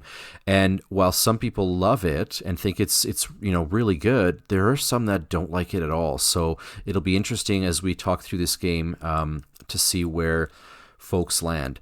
Just a little bit about the story of the game. So there's a mysterious artifact that was excavated, which turned out to be sentient, and it in a flash it wipes out all life on Earth. But there is a crew in an orbiting spaceship called the Tetra that survived the blast, and so they end up engaging this ancient intelligence, and there's some time travel and whatever. But at the core of it is a shmup. It's more of a bullet hell type shmup. And unlike most shmups, you start out with all of the weapons you're going to have, right from the get-go. So there are 7 different weapons that could be activated. And, in lieu of maybe picking up upgrades or additional weapons, what you can do is you build experience on your weapon systems. So, if you finish the game or if you die, you can actually save it. And when you start over the next time, your experience carries over. So that's the gimmick there. So I'm going to start with you, Ben, because I know that you are no stranger to this game. If I remember correctly, too, you either have or currently do own a Radiant Silvergun cabinet, like the arcade cab. Maybe walk me through a little bit what the game is to you and how you play it, and sort of how you got into Radiant Silvergun, etc. Yeah, sure. Okay, so first off, you're right. I do have a Radiant Silvergun cabinet. It is a blast to play. This is the way that I play Radiant Silvergun when I'm playing it. The differences for the cabinet, there's a few here and there. Like there's an American version of Radiant Silvergun for the Titan board, and there's a Japanese version. The American version only uses 2 buttons, so you have far less weapons. And then for the Japanese version, you use all 3 buttons, which gives you all the weapons at your disposal. So you always definitely want to be playing the Japanese version of the Titan arcade version of the game. That being said, there are no cutscenes, FMVs, things like that on the arcade, but it does run at 60 frames per second. Sounds beautiful, looks beautiful. It's an amazing game. But then getting into the gameplay, this is one of my absolute favorite shoot 'em ups. It starts you off, like you said, with all the weapons, and so you're able to kind of figure out the style and format of how you want to play and plan your attacks. You don't have to do it a certain way. You can do it any number of ways, depending on how you like to play. And so there's so many strategies in here. So you get these little pink bullets that fly around that you can collect with your sword. If you collect enough with your sword, your next sword attack is going to be a massive attack that also renders you invulnerable for a little bit of time. When you're going onto bosses, you want to break off their limbs before attacking their main system. That gives you a little bit easier time navigating, because now they're not attacking you with some of those other weapon systems. The stages are actually a little slower by intentions as far as how you're moving through them. The developers said that they did this because they wanted you to be able to navigate a little easier through them, which does actually translate to that. And it gets really challenging towards the end, towards the middle. Hell, it's even challenging in the first stage. It's one of those that you're going to be playing for a while just to even get through it. Hell, even with, infinite credits versus even trying to do it, accurately with only a certain number of replays and credits and all that good stuff. It's a delightful game. So much fun to play. Do you play it on the Saturn as well, or do you prefer to play it on the arcade cab? So I have it on the Saturn, but I have yet to fire it up on the Saturn. Get out. And I think it's because right. Wow. I know, I'm insane. I'm crazy. But I have the arcade cab sitting right there, Fair. I mean, what would you do? Would you, No, that's true. So, oh my God, I absolutely love playing this game. And of course, when I got the cabinet just sitting right there, just staring right at it, it's so much fun to play. I picked that. Does the arcade cab have all the cinematics and stuff? No cinematics. But does it have like the little faces? Does the arcade version have like the little faces that introduce the level? Like when you're I'm trying about to Yeah, I'm trying to remember now because Because those are just sprites, right? And right. then like there's like a little bit of voice over. I'm not sure if it does or if they could fit that on the cart. See, I don't think I'm trying to remember now just because I hadn't played this in a little while. It's been a bit. So and that's my own fault. You know, oh my God, adulting is so crazy with time constraints. I don't think they have the faces on there because I've watched videos where they show the faces, so I know what you're talking about. So I'm trying to remember if what I'm remembering is from the video that I watched or if it's from my gameplay that I've been playing. Because I know when I get into the gameplay, I'm intensely on the ships, and you know you got the all the verbiage that's written on the screen in front of you. But I find it interesting that there is a difference, like that big of a difference, a whole button between the Japanese and the American version. It's almost like it was tried to be simplified for the American audience, but did it really simplify the game, or did it make it more complicated by removing that button? You know what I mean? Like it's such an odd regional difference. It's very strange, and I don't really know why they did it. Like you say, did they try to simplify the game? Because we're no stranger to the fact that Japanese games sometimes have a much more difficult level than the American version. And so maybe they were simplifying it, or maybe they were trying to get it onto Titan games that only had 2 buttons. And so they were like, well, we just got to take a button away. So that I am not too sure about. And I'm going to have to ask some of my contacts and see if anybody knows that actual answer. Yeah, because it's such an interesting change. Okay, Dave, what's been your experience with Radiant Silvergun? Well, so I love the game, but I agree with you that, you know, some folks absolutely hate it. And I think the folks that hate it are probably like the diehard shmup fans, you know. You have to start by acknowledging the fact that Treasure is not an arcade company. Like, they're not an arcade game maker. Their focus was on home console games, you know. And Sega approached them to create for them an arcade game for this new cabinet they put out, the STV.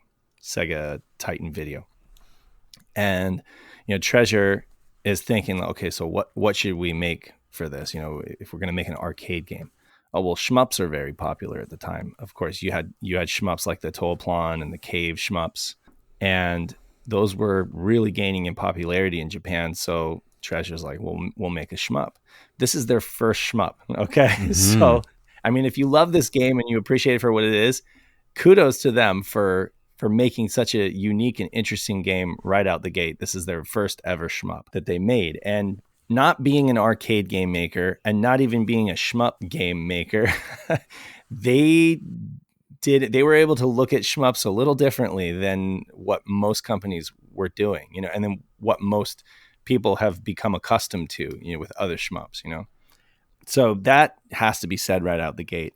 It's very different. You know, they take a completely different approach. One of the things I would say, and Ben was right, this game is kind of brutally difficult. I personally have only ever gotten to the end by using several continues. But what I have noticed is that there is a bit of an RPG element in there, kind of hidden away, that in so much as you use the separate weapons, the different weapons that you have, the more you use them, the more powered up they become, the more powerful and effective they become. And instead of punishing you for becoming more powerful, the way that a lot of shmups do, you know, the more powered up you become, the more it just throws an onslaught of bullets and an onslaught of stuff at you, which is how a lot of shmups work. You know, they become increasingly more difficult the more powered up you become. With this game, it actually becomes easier and more manageable the more powerful you become. And so, you know, because you have all of these weapons available at once, some folks might find that they end up gravitating towards one weapon. And the more they use that weapon is going to become incredibly powerful. And yet all the other weapons are going to kind of still be like level 1, right? You know, and you can't really succeed at the game in later levels if you don't exercise and put to use all of your weapons, you know. So you really need to learn which weapons to use in different scenarios, and you need to put them all to good use so that they power up over the course of the game and you become more well-rounded and more powerful overall. And that way you will find the later levels more manageable because they don't punish you for becoming more powerful. The game doesn't adjust its difficulty and throw more stuff at you. It just becomes more manageable and more playable because Treasure was more of a home console game maker. And so that's how they designed the game, and that's how it's quite different from a typical shmup. What do you think, Ben? So to add on top of what you were saying is, so this is Treasure. So Treasure does their color coding thing that they love to do. And this game completely encompasses that as well. So on top of playing the game and shoot them up and all that, you also want to try to shoot the enemies that are color coded, shoot the same color enemies at the same time. And it'll level up your weapons. And that level up stays no matter whether you get shot down, you die, you whatever, that power up is still existent. So that makes it to where you are able to have a little bit of an easier time, either as you go or next time you play the game. And I think that's fantastic. Yeah, and the 3 colors are what? Red, yellow, and blue, I think? That's right. Red, yellow, and blue. Yeah, it's an interesting sort of mechanic because you can take this game as a traditional shmup, I suppose, right, and just kind of blast your way through it, or you can become, like you guys were saying, just a lot more strategic, and maybe knocking out only the red enemies, and you build up chains, right? So the more successive enemies of only a single color that you defeat, the higher your chain bonus reaches. And, you will quickly notice that enemies are arranged in certain patterns, and it subtly sort of nudges you towards, taking them out that way. But then, you realize that, yes, okay, part of a challenge when you're playing a bullet hell shmup obviously is to survive and, avoid the bullets and what have you. But with this game, you get this additional challenge of how do you get through a stage while only taking out, one color out of the 3 of enemies and sort of dodging and surviving the other 2, which and that's just a fascinating layer of depth to me. And so you look at, a game like Radiant Silvergun, which has got all of these different mechanics. You've got, your traditional shmup, and layered on top of that, you've got some RPG weapon elements. Then you've got this like chain combo system going and whatever. And you compare that with a game like, say, Silhouette Mirage, which also had a hodgepodge of ideas. And arguably, Radiant Silvergun pulls it off much, much better. Like, it just seems to gel better.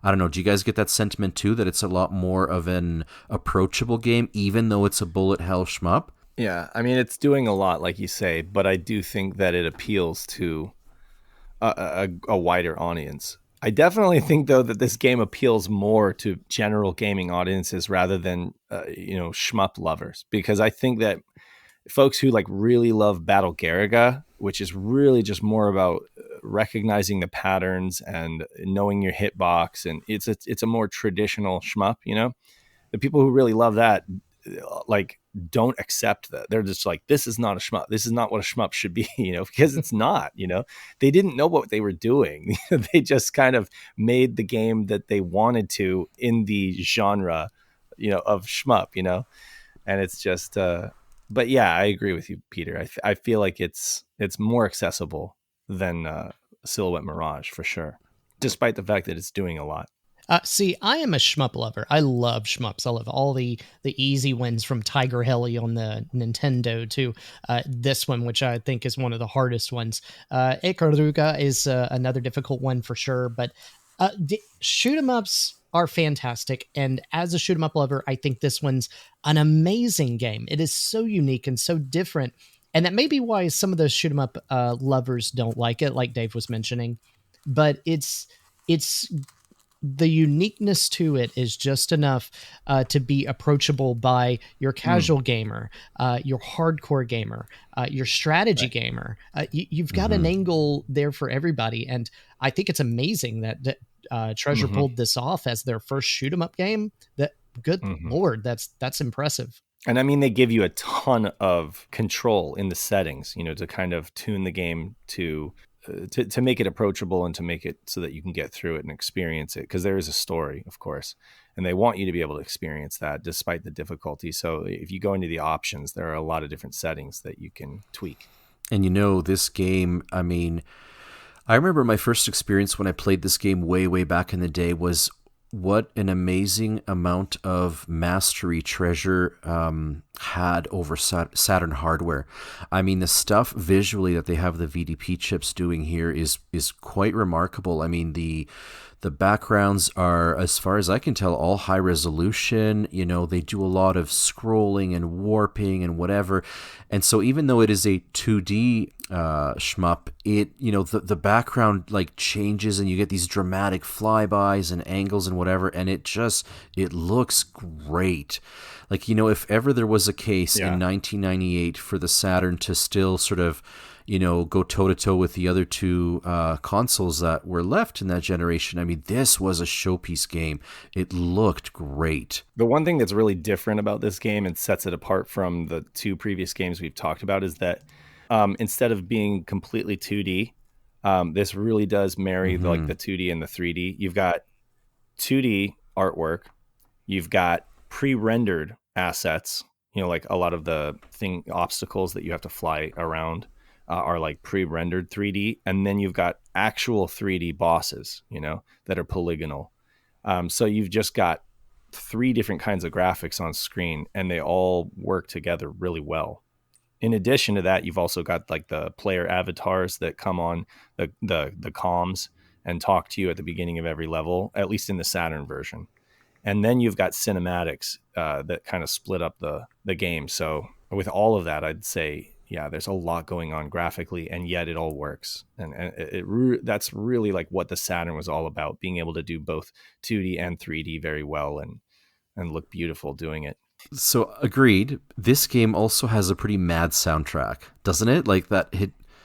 Oh my gosh. Yeah. They got Hitoshi Sakimoto, like the king, the god.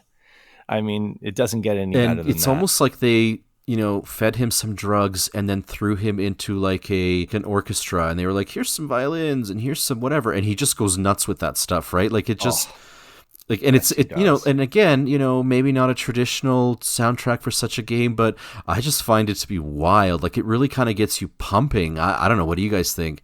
Oh, absolutely. He uses the so a lot of his stuff is like orchestral, but he's always able to get your blood pumping and just get you excited for like the adventure. You know, he did the same thing with Final Fantasy 12. You know, one of the many of those tracks are just killer. But like, there's this one called Fawn Coast where it's just like ramps up, and it's just like this huge, epic, grandiose, you know, orchestral score. And I know you love orchestral stuff, Peter. Yeah, so, sure do. Like this.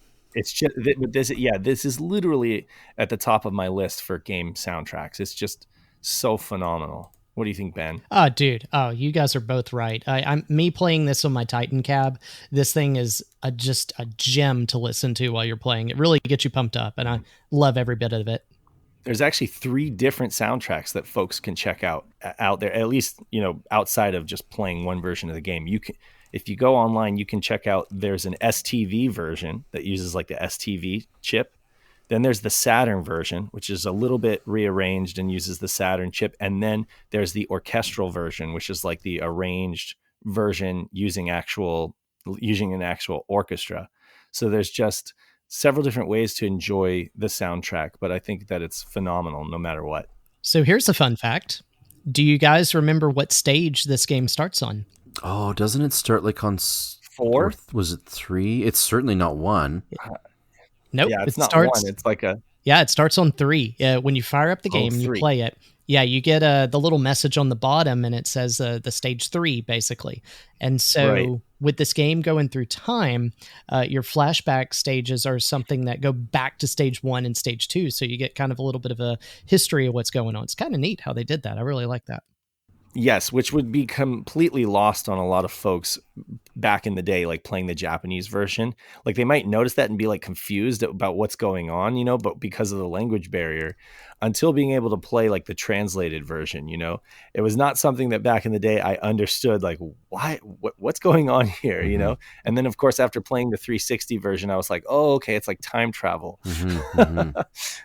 You know, this game, one thing I remember is this game actually got some pretty solid coverage in the official Sega Saturn magazine over in Britain. Yes. Of course, at that time, the Saturn international market was sort of, collapsing and whatever, so there was less and less for those guys to cover.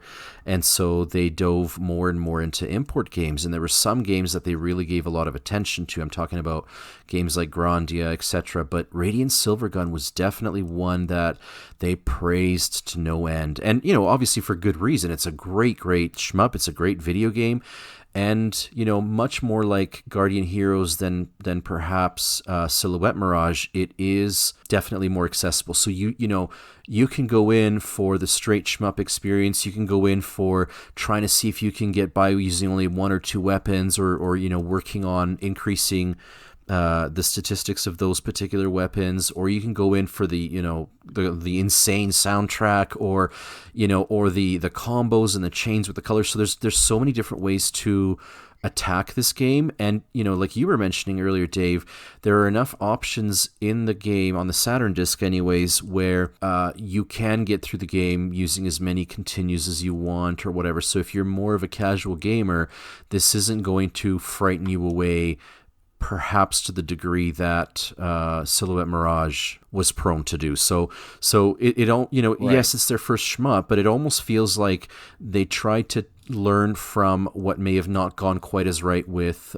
Silhouette Mirage, and I think they not like you were saying, Ben, they knocked it out of the park. Like, it's difficult to find flaws with this game. I mean, there's even a secret mode where you're looking for little dog icons that are hidden throughout the levels, and only one of your 7 weapons will find it, right?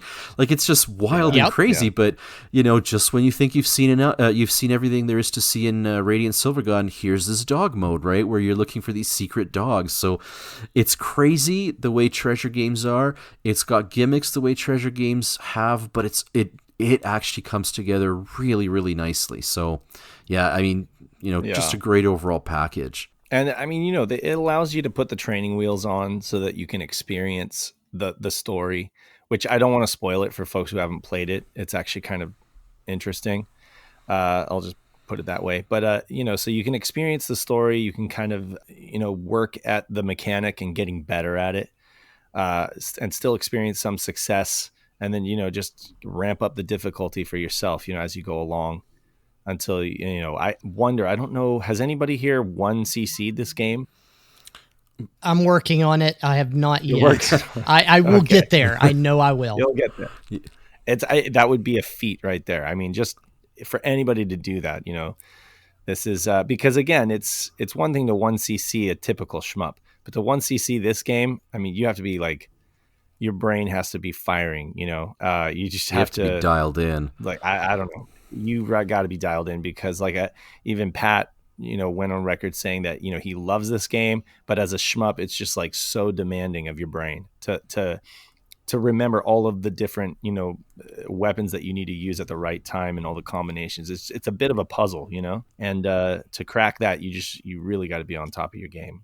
But at least, like I say, you have training wheels and you can kind of, fail as many times as you want and keep up at it, to get better at it until you can get to that point. And yet, just like any other treasure game, it isn't absolutely everybody's cup of tea. Chaz, our own Chaz, was not a fan, not a fan of this game. He goes on record as a huge fan of Battle Garaga, and he's like, that's his cup of tea, just the bullet hell shmup. Well, that's not even really a bullet hell, but the thing I don't like about Garaga is that the bullets literally are hard to see on screen all the time. I just, I get cross-eyed with all of that. And, but no, that's his cup of tea. So this game is just definitely not that. It's just so different. I really love and appreciate the fact that Ben likes this game as a huge shmup fan, that you can appreciate this for what it is and love it so much, while at the same time, loving a bunch of traditional shmups. That just shows how eclectic you are, Ben.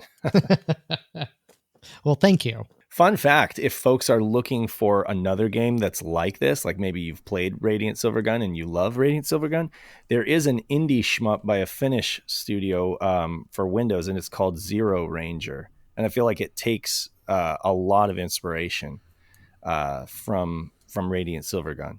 So that's one to check out if folks are looking for like more of the same or more of a similar flavor. Nice.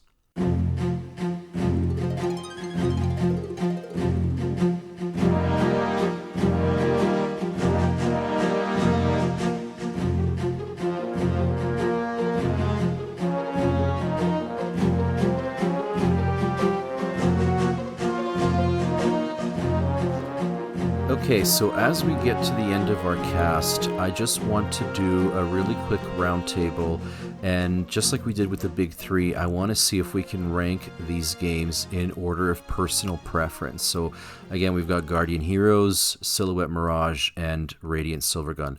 I'll start with you, Ben, and I'm pretty sure I know what your number one is going to be, so... Radiant Silvergun, it's oh my god, it's so good. Look, I bought an arcade machine cabinet just because I loved it so much. This thing is an amazing game. I love this game. So much fun to play. The replayability is off the charts. Background music is awesome. This is the game. This is a fun game. And then for my second one, I would go with Guardian Heroes. Fantastic game as well. Good mechanics.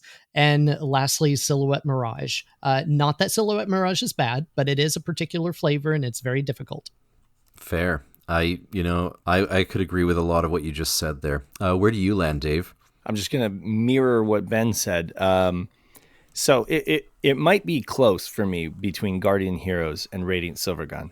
But the fact that Radiant Silvergun has Hitoshi Sakimoto on the soundtrack immediately puts it up into like god tier status for me. You know, my favorite two composers of all time is Hideaki Kobayashi, you know, who did the Phantasy Star Online soundtrack, and then Hitoshi Sakimoto, and also Takenoma Mitsuyoshi as well. But I mean, the fact that it's got that, that does so much for me. I'm a musician. I love the music. And that fills me with the inspiration that I need to keep going with the game, even when it starts kicking my ass, you know? So I love the soundtrack. I love the gameplay. I love the visuals. I love the cinematics, the story, you name it. It's an enjoyable game. And even though it's brutally difficult at times, it's still enjoyable. And folks who are not great at shmups shouldn't be, you know, discouraged from playing it, because you can still do like what I do and just put it on monkey mode and, you know, clear the game with several continues, right? You can still enjoy it for what it is and have a lot of fun. So I rank Radiant Silvergun as my top. Guardian Heroes is a close second. It's beautiful. It's got a great soundtrack. It has a lot of cool things going for it. The fighting and beat 'em up mechanic is great. The 3 planes is a nice little touch. I love the fact that you can allocate your points to building your different attributes and kind of create your own hero with that like RPG element. And it's also got an amazing, 6-player brawl mode that folks should definitely check out with like 45 playable characters. And then Silhouette Mirage comes in third just because it is the least enjoyable game for me. It's got it where it counts when it comes to graphics. Sound is great, you know, although it wasn't anything that like really hooked me.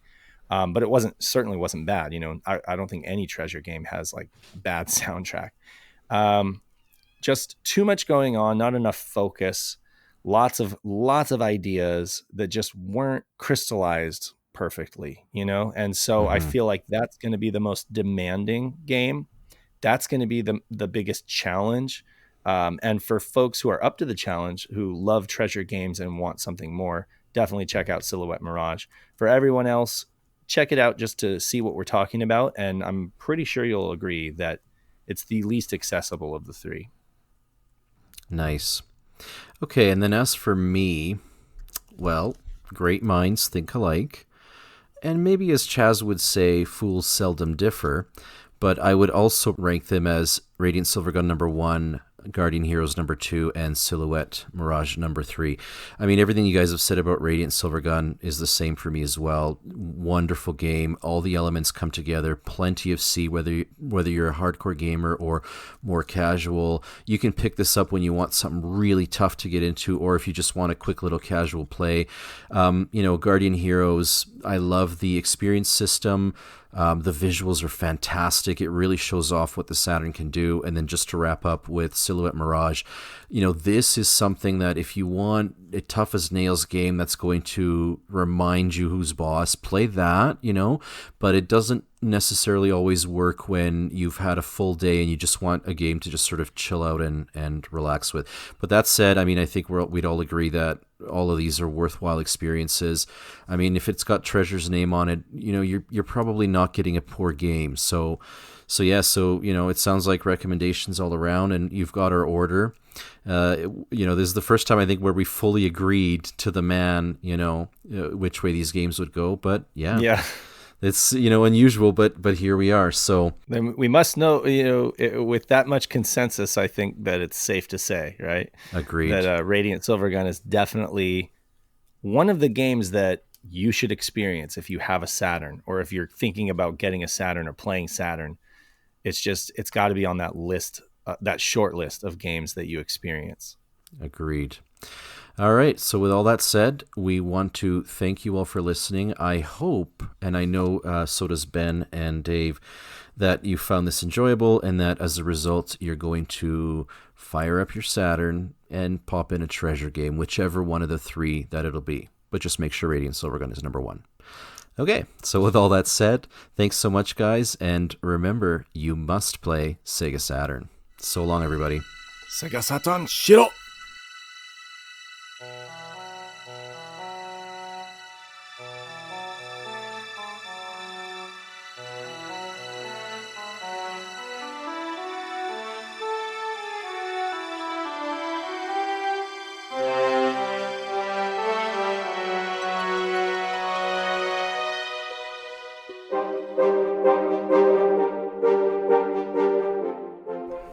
As we come to the end of our cast, I want to give a shout out to our patrons, our VIP patrons and our All Access patrons, and just, thank you all for, your monthly contributions to SHIRO. And, it's this kind of support that allows us to, fly out to events like PRGE and meet with folks in person, and just generally allows us to continue to do what we do.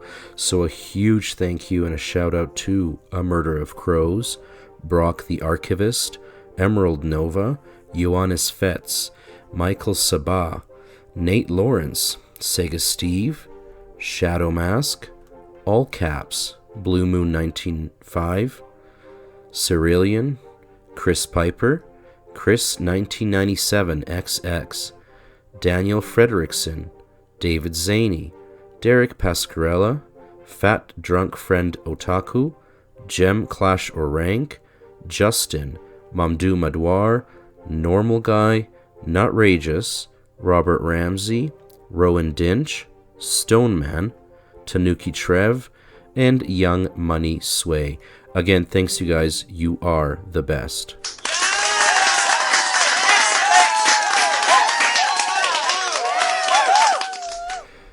Treasure's games were always targeted at hardcore gamers, and their proclivity to mash up genres and demand the player approach their games with purpose is evident in their 3 Saturn efforts. Guardian Heroes certainly sat well with its international audience, but the Saturn's fortunes beyond Japan's borders meant that the rest of their output stayed in its domestic territory. It's a real shame, as they are excellent games that now command a high price on the second-hand market. If you haven't given the games a try, there's really no time like the present. You won't be disappointed. Thanks so much for listening, guys. Until the next one. See you later. See you guys. See ya. This podcast is a SHIRO Media Group production. SEGA Saturn, SHIRO!